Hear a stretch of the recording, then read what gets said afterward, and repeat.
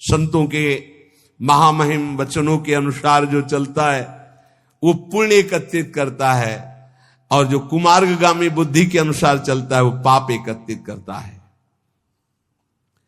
भगवान के सिवा, सुनो महापुरुषों के वचन है, भगवान के सिवा तुम किसी और का सहारा लोगे तो अंत तक तुम्हें पछताना पड़ेगा। भगवान के सिवा किसी और का सहारा लोगे तो अंत तक तुम्हें पछताना पड़ेगा और नरक जैसा जीवन हो जाएगा, नरक जैसा जीवन। भगवान के आश्रय में जो अपार सुख होता है, कैसे हम तुम्हें बताएं। ये जीव सोचता है धन का आश्रय, परिवार का आश्रय, बिल्कुल सब नाटक, धोखा ही धोखा, सच्ची वाली। भगवान के सिवा दूसरे का सहारा लोगे तो अंतिम में तुम्हें पछताना पड़ेगा, नरक जैसा कष्ट होगा। अगर भगवान का सहारा है तो सच्ची माने जीवन परम मंगल में देखने को मिल रहा है। नारकी स्थिति से जीवन परम मंगल में देखने को मिल रहा है। दूसरा, संसार के मनुष्यों से जो प्रेम किया जाता है वो अगले जन्म का निमंत्रण है, अगला जन्म का। और यदि भगवान से प्रेम किया जाता है तो परम धाम जाने का, अगला जन्म का खत्म। अब देखो तुम्हें पसंद क्या करना है। तीसरा, जिस शरीर में जितनी आसक्ति कर लोगे अगला वही जन्म उसी शरीर का मिलेगा। जैसे हिरण के शरीर में आसक्ति कर ली तो भरत जी हिरण बन गए, पुरंजन ने स्त्री में आसक्ति कर ली तो पुरंजनी बन के अगले जन्म में स्त्री बन करके जन्मा। इसलिए जिस शरीर से अधिक प्रेम कर, जो मकान से ज्यादा प्यार करता है वो छिपकली बनकर मकान में रहता है। ध्यान, जो जिससे अधिक प्यार वो ऐसे योनि को प्राप्त। तुम योनि प्राप्त करने के लिए नहीं आए, तुम भगवान को प्राप्त करने के लिए मानव देह प्राप्त किया है। नाम जप करो, सच्चाई से नाम जप करो, तुम्हें खुद दिखाई देगा जो लिखा है। कोई किसी से प्यार नहीं करता है, सिर्फ नाटक, सिर्फ नाटक प्यार का चल रहा, कोई प्यार। जो राग और द्वेष पूर्वक जीवन व्यतीत करता है वो दुर्गति का पात्र बनकर के नाना प्रकार की नारकी योनियों को भोगता है और प्राय राग द्वेष में ही जीवन जा रहा है।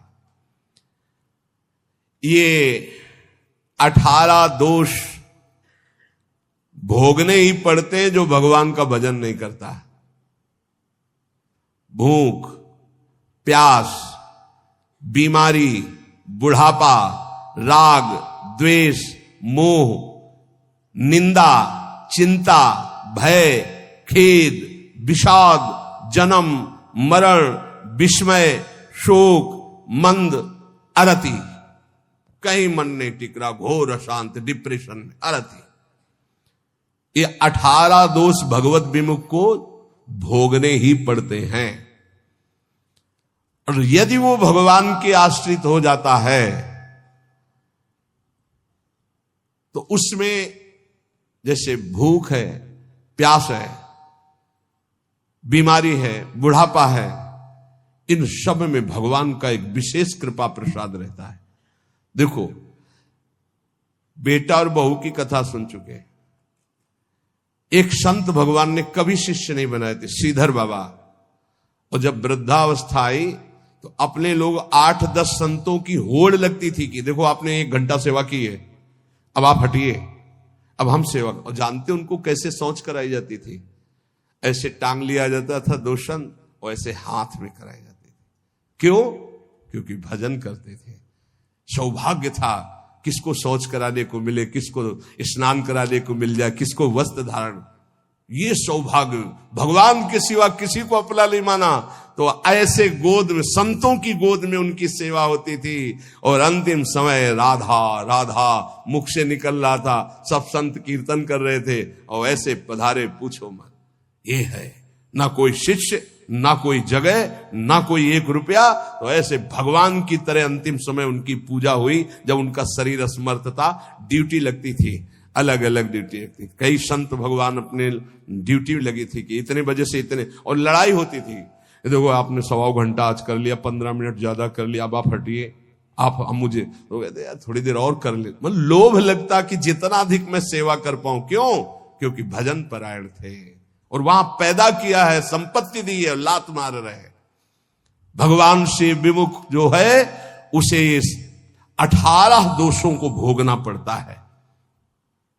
जो भगवान के कृपा पात्र होते हैं उन्हें संत संग मिलता है।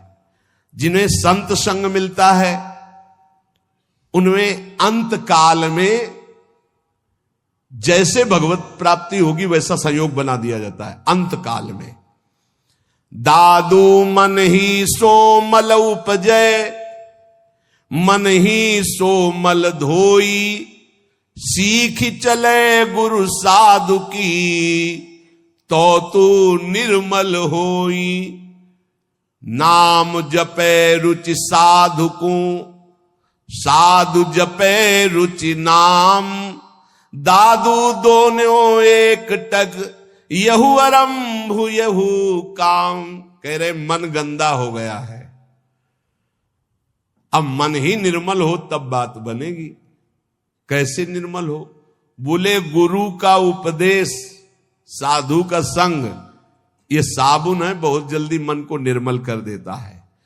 बोले जब नाम जपे तब रुचि साधु की, जब नाम जपो कहे तो संतों में तुम्हारी प्रीति हो जाएगी, और जब संत नाम देंगे तब भगवान में प्रीति हो जाएगी। ये नियम है, ये सिद्धांत। गुरुमुख के प्राप्त नाम से ही भगवत साक्षात्कार होता है। दादू हरि साधु यो पाइये, अविगत के आराध, साधु संगति हरि मिले, हरि संगत सुसाध।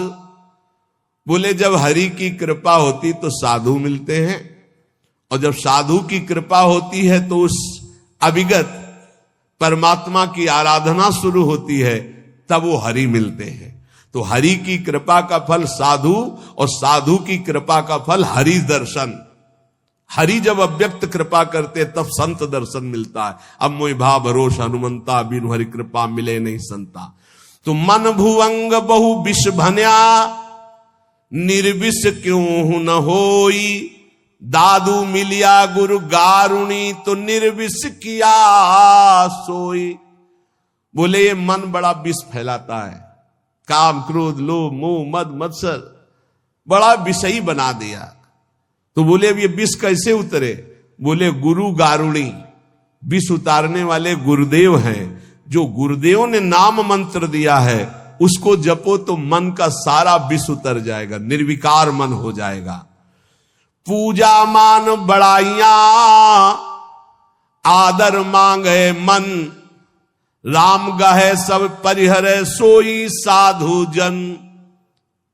सबके मन में होती है हमारी पूजा हो, हमारी मान हो, हमारी बड़ाई हो, हमारा आदर हो। लेकिन साधु वही है जो मान बड़ाई आदर को स्वीकार नहीं करता, इच्छा नहीं करता। सब में मेरे प्रभु है, सबको प्रभु को भाव से प्रणाम। इतने विराट रूप भगवान इतने रूप में आकर दर्शन देते हैं, ये भाव नहीं रखना। मान बड़ाई आदर इसका कहीं भी नहीं। मेरे प्रभु आकर मुझे दर्शन देते हैं, करुणा करके इतने रूपों में दर्शन देते हैं। जो भगवान को प्राप्त करना चाहता है वो साधु कैसा होता है? जो मान बड़ाई आदर आदि को भी स्वीकार नहीं करता। विश्व सुख माही रमि रहा, माया हित चितलाई, सोई संत जो उबरे, स्वाद छोड़ी गुण गाई। संसार के विषय भोगों में रम रहे जीवों का उद्धार कौन कर सकता है? बोले संत। बोले कौन संत? जो बोले केवल भगवान के गुण गा रहा, उसके बदले में कुछ नहीं चाहता है। अगर कुछ चाह है, रुपया पैसा भोग सामग्री स्वाद मान बड़ाई प्रतिष्ठा, तो उसकी वाणी का प्रभाव नहीं पड़ेगा। विषयों में फंसे हुए, माया में फंसे हुए जीवों का उद्धार किससे होता है? बोले संत से। बोले किन संत से? बोले सोई संत जन उबरिया। जो स्वाद छोड़ी गुण गाई, स्वार्थ स्वाद इनको छोड़कर कोई भी चाह नहीं, केवल स्वांता सुखाए तुलसी रघुनाथ गाथा। बोले ऐसे संतों की वाणी से माया में फंसे हुए लोगों का उद्धार होता है। साधु मिले तब उपजे हृदय हरि को ध्यान, दादू संगति साधु की अभिगत पुरवै आन। बहुत शीघ्र परमात्मा प्राप्ति होती है ऐसे संत महात्मा के संग से, उनके बताए हुए ध्यान नाम गुण कीर्तन से बहुत जल्दी भगवत साक्षात्कार होता है। प्रेम कथा हरि की कहें, करे भगत ल्यो लाई, पिबे पिबावे राम रस, सोजन मिलवो आई। बोले बड़े संतों की पहचान क्या होती है?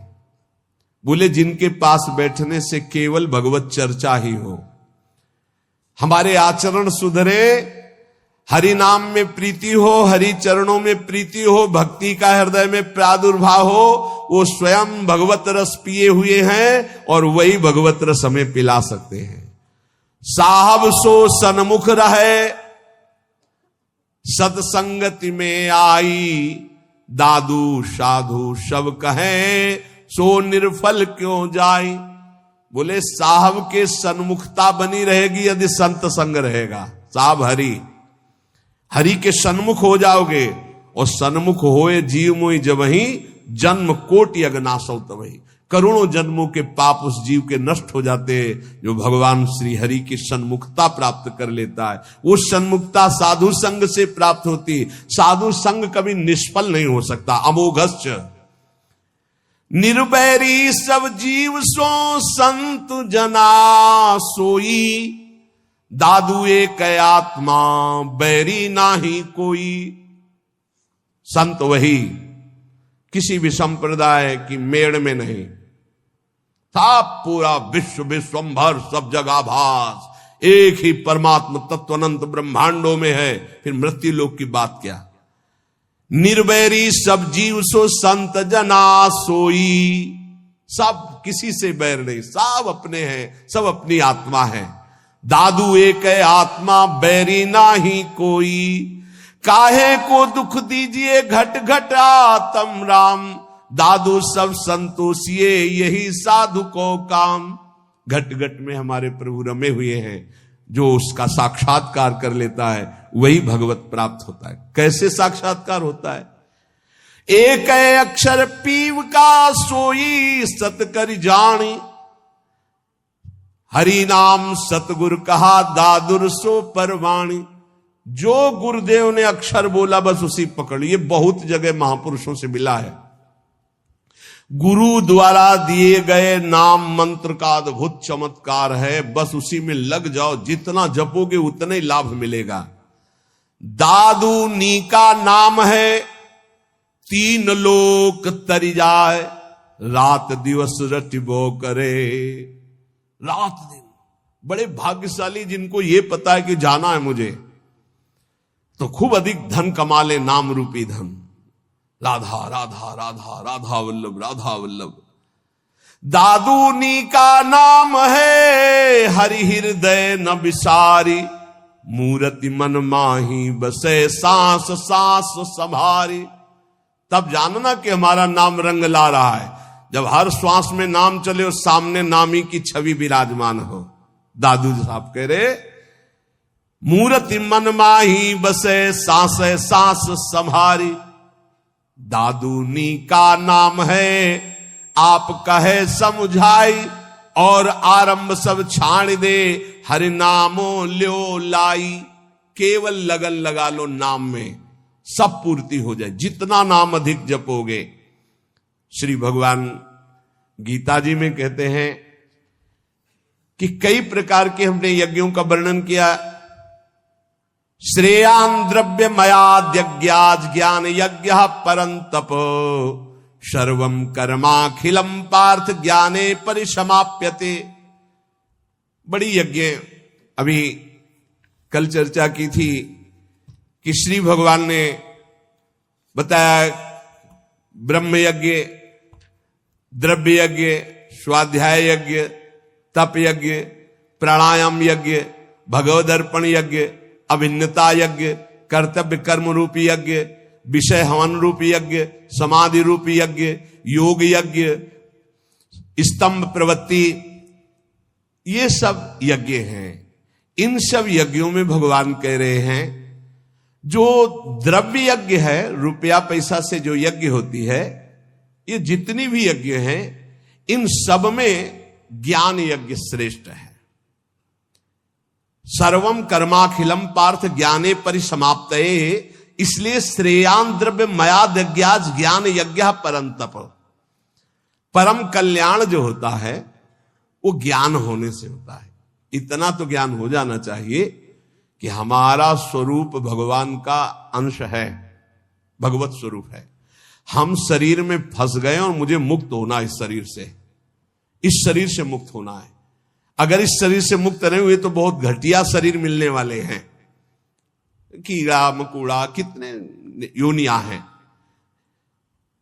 जो रुपए से यज्ञ होती है उसमें महत्ता धन की होती है, इसलिए वो परम लाभ नहीं प्राप्त हो पाता द्रव्य यज्ञ के द्वारा।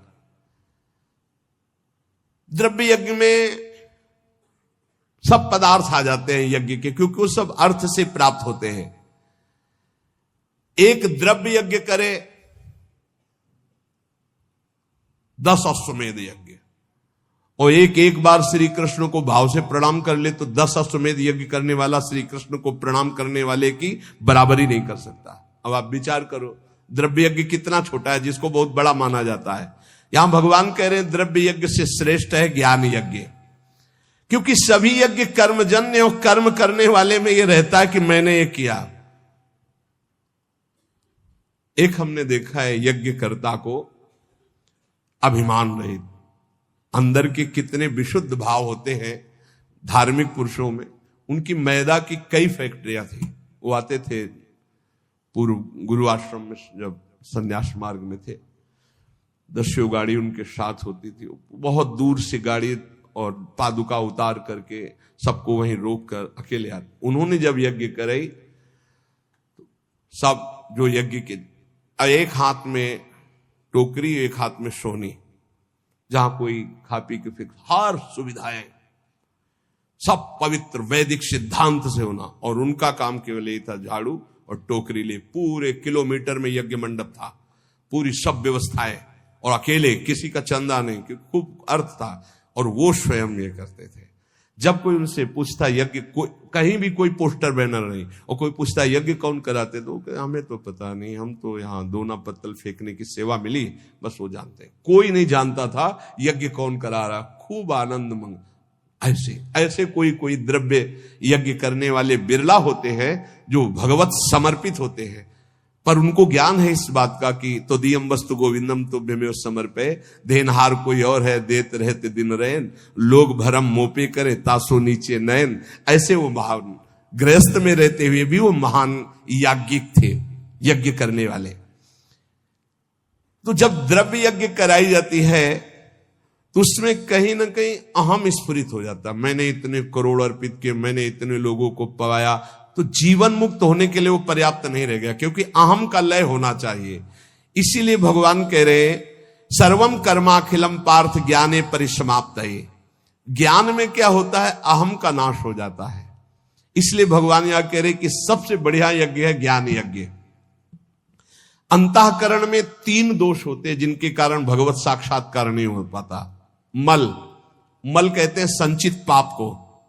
जो संचित पाप होते हैं उनके कारण भजन में मन नहीं लगता। जहां भजन शुरू करोगे, भगवत मार्ग की बातें शुरू करोगे, तो पाप आकर्षण शुरू हो जाएगा, इसे मल कहते हैं।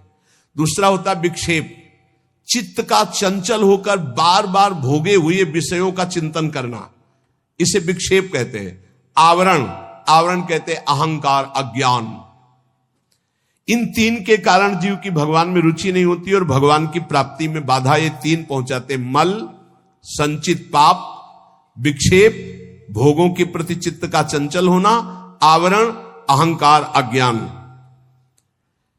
जब हम कोई भी कर्म करते हैं तो उसमें ये आवरण ढक जाता है, अहंकार, मैंने ये किया। और जहां ये हुआ मैंने ये किया, तो उसका कल्याण नहीं हो पाता। ये खास बात है। उसका फल मिलेगा, उसे भगवत प्राप्ति नहीं हो पाएगी। अहंकार विमूढ़ात्मा कर्ता हमेति मन्यते।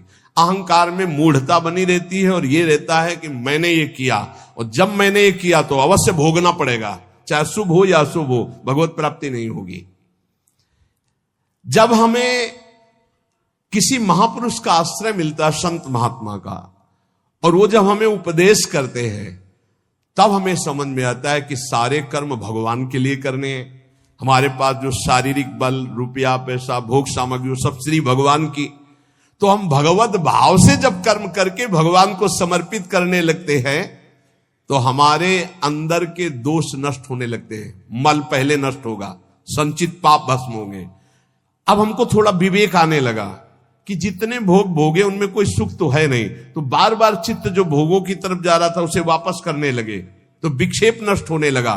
अब अहंकार भगवद अर्पित होकर के चरणों में चला गया, तीनों ठीक हो गए। मल विक्षेप आवरण जहां हटा, तो सामने सच्चिदानंद भगवान का उसको अनुभव हो जाता है।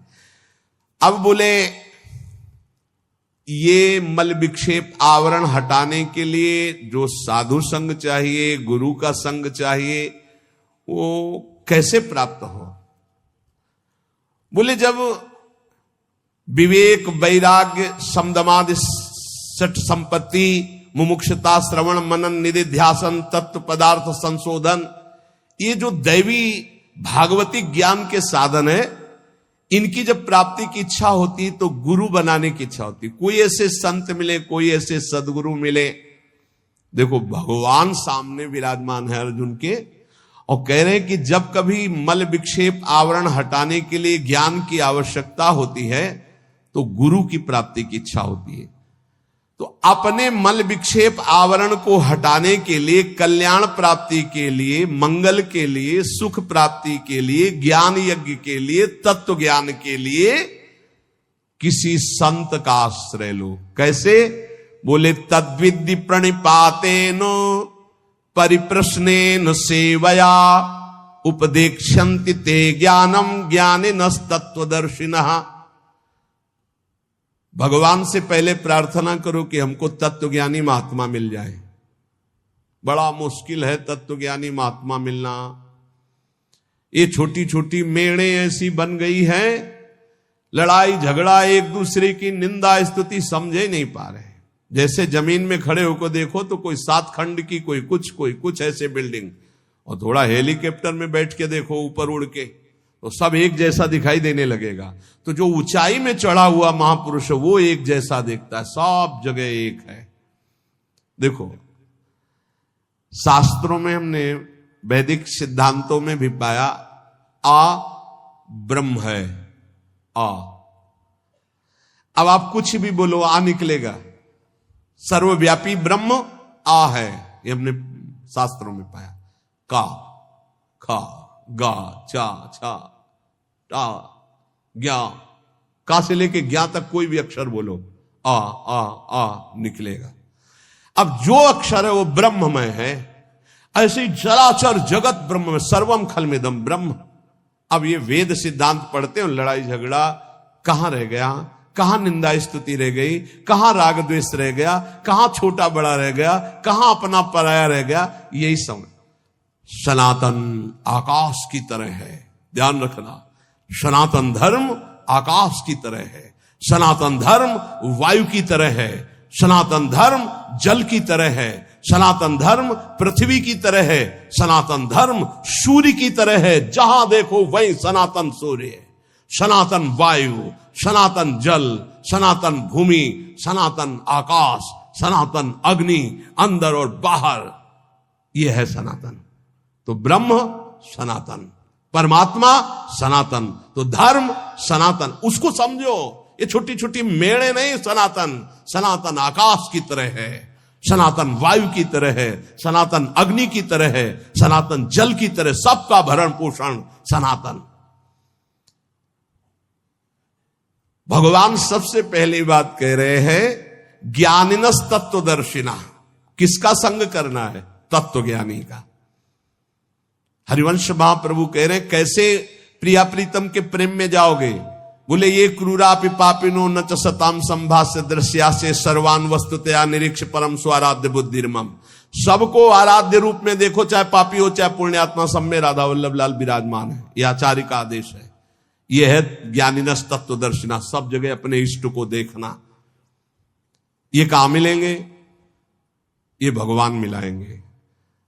भगवान से सबसे पहले प्रार्थना करनी चाहिए कि मुझे ऐसे संत का सानिध्य दीजिए जो आप में रमण करता हो। मैं तो नहीं पहचान पाऊंगा प्रभु, आप मेरे हृदय को भी जानते हो और संत को भी जानते हो, तो मुझे संत संग दीजिए।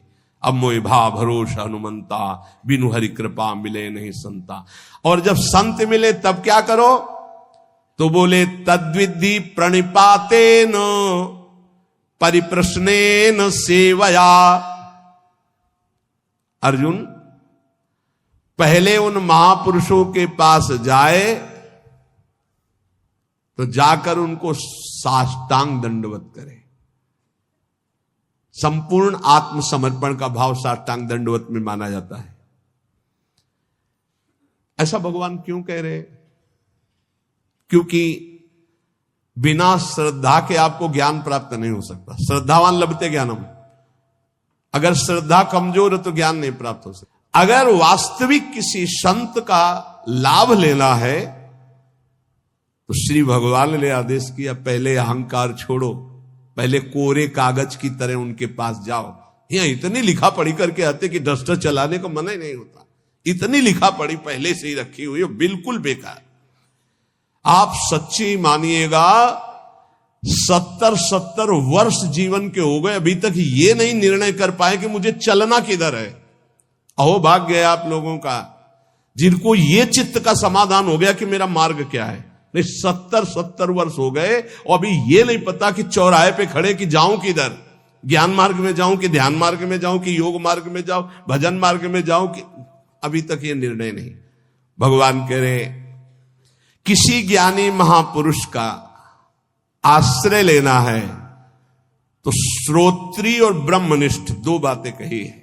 श्रोत्री कहते हैं जिन्होंने खूब गुरुजनों के चरणों में बैठकर शास्त्रों का श्रवण किया है, और ब्रह्मनिष्ठ जो उसी तत्व में स्थित हो चुके हैं। ऐसे महापुरुषों से निवारण होता है संसार का, जिनका एक ही उद्देश्य केवल श्री भगवान और भगवान में स्थित है।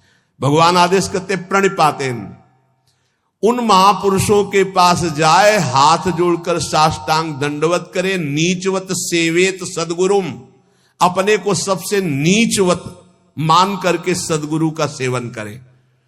कभी भी शरीर से गुरु का निरादर न करे, तिरस्कार न हो, इसलिए गुरु के सामने नम्र सरल और जिज्ञासा के भाव से उनकी आज्ञा पूर्वक सेवा करे। अपने आप को गुरु के चरणों में सबसे छोटा अधीन सेवक समझे। शरीर और वस्तुएं दोनों गुरु के आज्ञा के अनुसार हैं। साष्टांग दंडवत प्रणाम का मतलब है मेरा शरीर गुरु की आज्ञा पे चलेगा, अहम गुरु के चरणों में अर्पित है। सेवया, भगवान कह रहे परिप्रश्नेन के लिए सेवया, शरीर और वस्तुओं से गुरु की सेवा गौण, मुख्य है गुरु की आज्ञा का पालन करना। जिससे गुरु प्रसन्न हो बस वही कार्य करना। उनकी प्रसन्नता प्राप्त हो गई, उनके मन के संकेत के अनुसार तुम्हारी चेष्टा हुई, उनकी आज्ञा के अनुकूल तुमने कार्य किया, तो प्रश्न करना ही नहीं पड़ेगा, उत्तर तुम्हारे हृदय में अपने आप आ जाएगा। देख लेना, संत महापुरुषों की सबसे बड़ी सेवा होती है उनके संकेत के अनुसार चलना, उनके इशारे को समझना, वो किधर चलाना चाहते हैं, वो क्या चाहते हैं, अपना जीवन उनकी आज्ञा में अर्पित करना। संतों को जितना सिद्धांत प्रिय है उतना अपना शरीर प्रिय नहीं है। तो एक आदमी संत की शरीर सेवा करे, उनकी आज्ञा का उल्लंघन करे, और एक आदमी केवल उनकी आज्ञा का पालन करे, तो संत कृपा उसके पास ज्यादा फलीभूत होगी जो आज्ञा का पालन कर रहा है। संत सिद्धांत की रक्षा के लिए अपने प्राण त्याग सकते हैं। इसलिए सच्चा संतों का सेवक वही है जो उनकी आज्ञा का दृढ़ता पूर्वक पालन करता है। तो पहले प्रणिपातेन साष्टांग दंडवत सेवया, तन्मन वचन से उनकी सेवा, फिर परिप्रश्नेन, तब प्रश्न बनता है। केवल प्रश्न होना चाहिए परमात्मा की प्राप्ति का। अब जैसे लौकिक सांसारिक बातों को आप हमारा भी समय नष्ट करेंगे, अपना भी समय नष्ट करेंगे, वो तो आप भोग ही रहे हो। आप उनसे कैसे निकल पाओ, इसके लिए तो संत समागम मिला है। अब वहां आकर भी प्रपंच की चर्चा, अब हम कैसे बताएं। अब हमसे आकर के मान लो वोट का समय चल रहा है, हम तो खुली बात करते हैं, हमारा उद्देश्य भगवत प्राप्ति का है। अब हमारे पास आए साष्टांग दंडवत के बैठे हो, भी वोट में खड़े हैं, आपका आशीष चाहिए, तो भाई जय विजय इस पर ध्यान न देकर राष्ट्र सेवा पर ध्यान दो। बाहरी जय विजय कोई विशेष बात नहीं, राष्ट्र सेवा की प्रीता ही विजय श्री है। तुम हार होते हुए भी हारोगे नहीं यदि राष्ट्र सेवा का भाव है, और यदि राष्ट्र सेवा का भाव नहीं, पद भोग का है, तो विजय होते हुए भी तुम्हारी हार है, वो कोई खास बात नहीं। महाराज श्री ने विजय श्री का आशीर्वाद दिया। हम कहते हैं भैया हमारी बात को समझो, हमारा उपदेश केवल धर्म, राष्ट्र और भगवान के लिए है। विजय श्री उसी के पास है जो उत्साह संपन्न होकर हमारे राष्ट्र की सेवा का भाव रखता है। ये प्रजा भगवान का स्वरूप है। जब आप प्रजा को प्यार करोगे, उनके बीच में जाओगे, उनकी समस्याओं को देखोगे, वहां समस्याओं का निदान करोगे, अपने आप हमारे भारत के प्रिय रहेंगे। हमारा उद्देश्य भगवत प्राप्ति, हमारा उद्देश्य नेता और महान जनों को गाइड कर सके, ऐसी मेरी सामर्थ्य नहीं। हम तो उनके गाइड के लिए हैं जो इस संसार से छक गए हैं और भगवान की प्राप्ति करना चाहते हैं कि अब मैं भगवान को प्राप्त। हम न किसी के वोट जिता पाएंगे और न किसी के हम सहयोग कर पाएंगे। हम इतने बड़े महात्मा नहीं है कि विजय श्री नहीं होगी। कह तो दिया, किसकी विजय हो गई, कुछ नहीं हो। हाँ, हरिश शरणम राधा राधा राधा, पक्का संसार से विजय प्राप्त कर लोगे, माया पर विजय प्राप्त कर लोगे।